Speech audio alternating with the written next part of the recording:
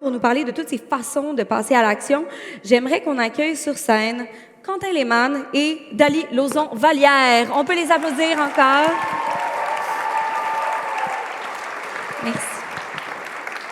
Merci. Merci, merci. Salut tout le monde. Donc, on est vraiment contents puis contente de vous voir aujourd'hui. Moi, c'est Dali. Et Quentin, enchanté.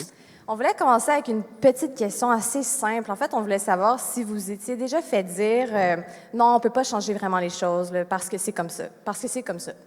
Ou moi, on m'a souvent dit tu vas comprendre quand tu vas être plus vieille. Tu sais. Ouais, en gros, on vous a-tu déjà dit sois jeune et tais-toi? Parce que nous, on se l'est fait dire pas mal souvent, puis aujourd'hui, on a envie de vous dire sois jeune et crie plus fort, sois jeune et sois puissant, Ouais. sois jeune et Soyons jeunes et organisons-nous. Bon, Effectivement. ça veut dire quoi s'organiser? Ça veut dire plusieurs choses, mais aujourd'hui, on va essayer de vous montrer. Ah, Nice. ça fonctionne, on n'était pas sûr.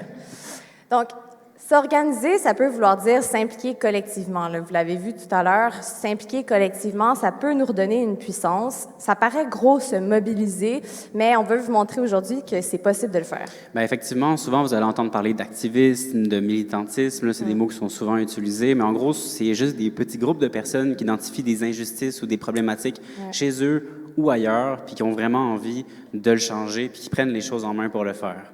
Oui, en fait, on peut tous et toutes être activistes. Effectivement. Mais là, ça paraît quand même impossible des fois d'avoir un impact monstre. Comme vous avez vu, il y a des immenses défis qui s'en viennent ou qui sont déjà là. Mais en fait, même quand on est jeune, puis en fait, surtout quand on est jeune, moi j'ai découvert ça il n'y a pas si longtemps, on a énormément de pouvoir, beaucoup plus qu'on le pense. Bien, effectivement, c'est pas du tout impossible, c'est même super possible. Ouais. Puis on va faire une petite revue historique juste en Amérique du Nord de grandes mobilisations et de plus petites mobilisations portées par des jeunes, pour des jeunes aussi, qui ont porté fruit à grande et à petite échelle. Donc, lançons-nous là-dedans. Ouais. On va commencer avec une de mes préférées, si ça change. Yes, 1947. Est-ce que vous avez déjà entendu parler de la grève du chocolat? Parce que moi, on me l'a jamais appris à l'école, pourtant, c'est incroyable, C'est là, comme incroyable, mobilisation. ouais. Des jeunes à travers l'ensemble du soi-disant Canada se sont mobilisés contre l'inflation après la Seconde Guerre mondiale parce que le prix du chocolat avait gonflé. Ils en sont arrivés jusqu'à boycotter presque tous les magasins de chocolat qui montaient leur prix à travers l'ensemble du pays. Puis ils ont pris d'assaut les assemblées nationales de 2 provinces. Ils ont pris d'assaut les radios pour pouvoir en parler à l'ensemble de leur communauté et les hôtels de ville pour se faire entendre. Bref, ils ont un impact sur l'économie du pays. Puis ça, c'était porté par des jeunes, là, vous les voyez juste ici, vraiment du primaire, secondaire, cégep, si on en parle comme aujourd'hui. Oui, puis souvent les parents disaient, ben non, c'est pas possible de changer l'inflation au grand complet. Et non, puis on n'avait pas des réseaux sociaux à l'époque, puis pourtant ça s'est fait de manière pan-canadienne.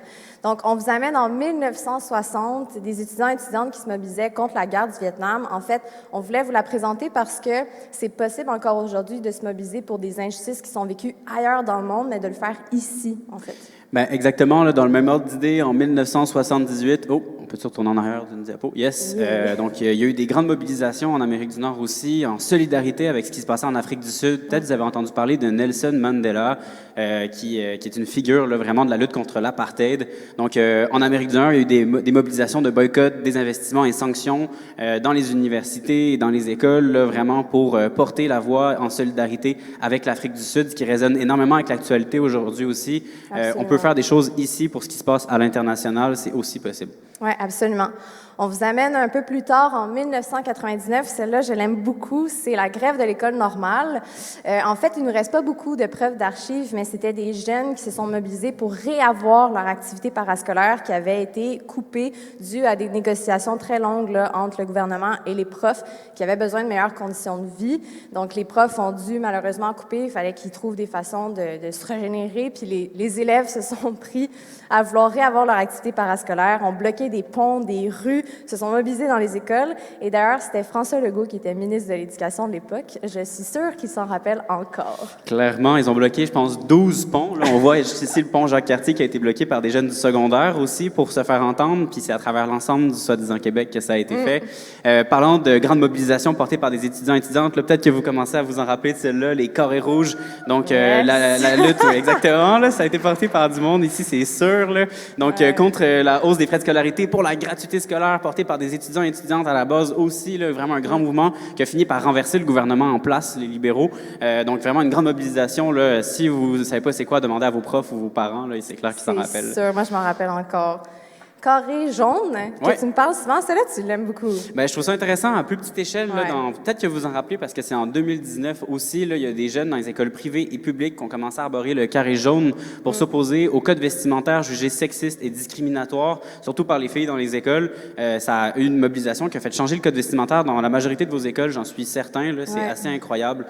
Puis vraiment porté par les jeunes. Ça est même arrivé à ce que les garçons des écoles portent des jupes en protestation aussi en solidarité avec les filles dans les écoles. Là, vraiment. Ouais, je sais pas, vous avez peut-être vécu ça aussi. On en a parlé beaucoup 2019, donc le 27 septembre à Montréal, la photo qui est là avec un demi-million de personnes dans les rues. En fait, ce qu'on voulait vous dire, parce que celle-là, vous la connaissez bien, je voulais spécifier qu'en fait, quand on a commencé ça, on était 5, 10, on n'était pas beaucoup à avoir pensé à faire des grèves pour le climat, à reprendre le savoir collectif qui avait été accumulé dans toutes les grèves qu'on avait connues au niveau étudiant. Donc, on a une structure particulière ici qu'on a réutilisée. Puis notre première rencontre, on était à l'Université de Montréal. Puis d'ailleurs, c'est une université que tu connais bien. Ben oui, donc on va arriver justement à l'Université de Montréal. En 2021, on est en pandémie. Un petit groupe d'étudiants et étudiantes, encore une fois, décide de reprendre une campagne qui dure depuis 8 ans pour la ramener là, puis la faire vivre. Donc, on a occupé l'UDM après une grande campagne de mobilisation pour le désinvestissement dans les énergies fossiles. On l'a occupé pendant 5 jours. On a occupé le hall principal de l'Université de Montréal, puis c'est arrivé à une victoire aussi. Donc, une gang d'étudiants contre l'administration de l'Université de Montréal, une des plus grosses universités là, du Québec.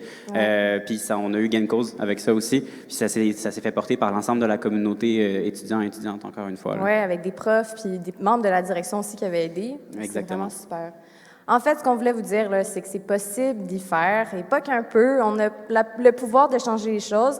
Là, moi, je ne veux pas vous dire aujourd'hui qu'on a tout le fardeau ou toute la responsabilité de changer les choses. Là, on est ensemble là-dedans. C'est pas aux jeunes de faire tout le travail. Mais si vous avez envie, si vous sentez que vous avez envie de faire des changements, que vous avez envie de prendre action, bien, sachez que non seulement on a le pouvoir de le faire, mais on a vraiment la capacité de le faire. Puis on vous a montré des grosses mobilisations, souvent qui sont symbolisées par des grandes manifestations super symboliques. Là, mais avant ça, là, ça commence toujours par des petits groupes qui veulent y changer quelque chose. Ça commence par une diversité de tactiques aussi, qui est un concept super intéressant. Là, c'est pas tout de suite la grande mobilisation avec plein de personnes dans les rues. C'est aussi des zines. Vous en avez fait un. Là, tout le monde l'a à peu près sur sa table.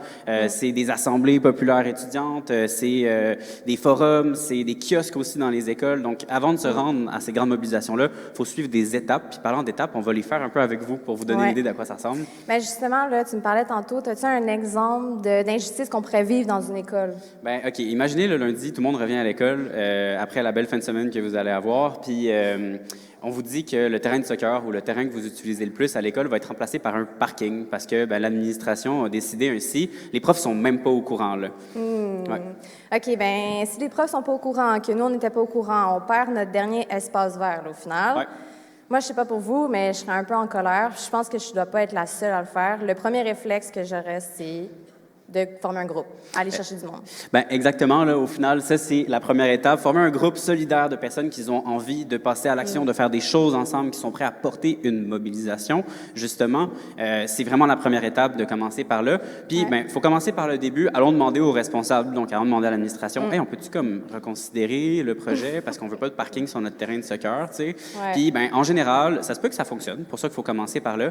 Mais c'est aussi possible qu'on vous dise, sois jeune et tais-toi, puis que vous fassiez dire non. Au final, c'est pas de votre ressort. De toute façon, vous allez plus être là dans pas longtemps.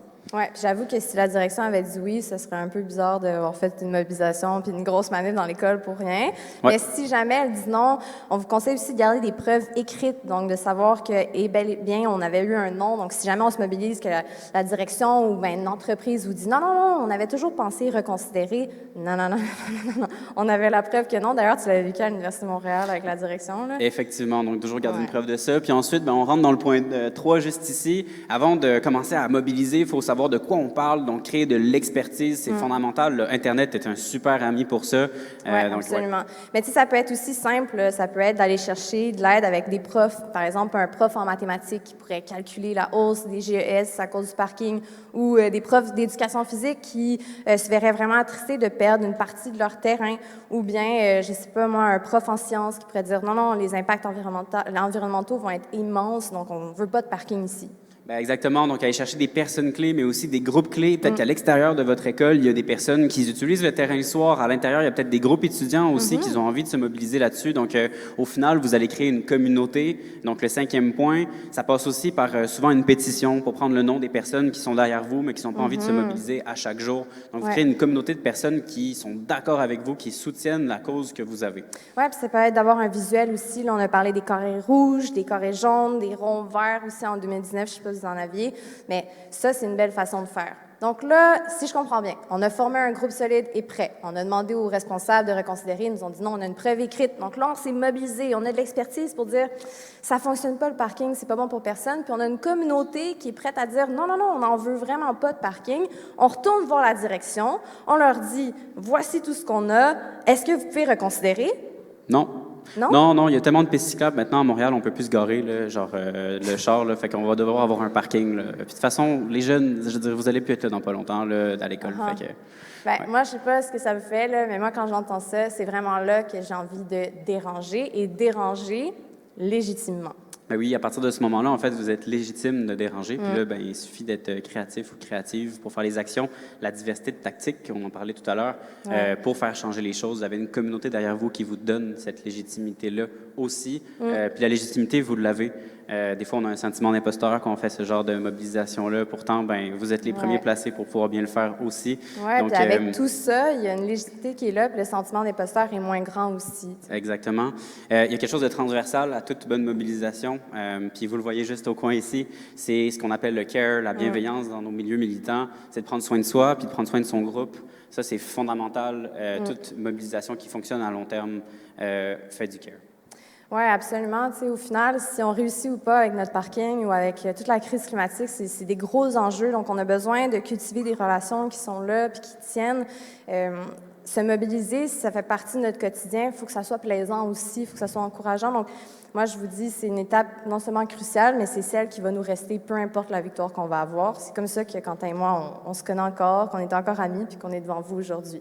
Oui, puis parlant d'être devant vous aujourd'hui, ben on a clairement dépassé notre temps, fait qu'il va falloir y aller. Mais au plaisir de vous voir dans la rue. Oui. Puis ben Guibo est là, fait que watch-toi.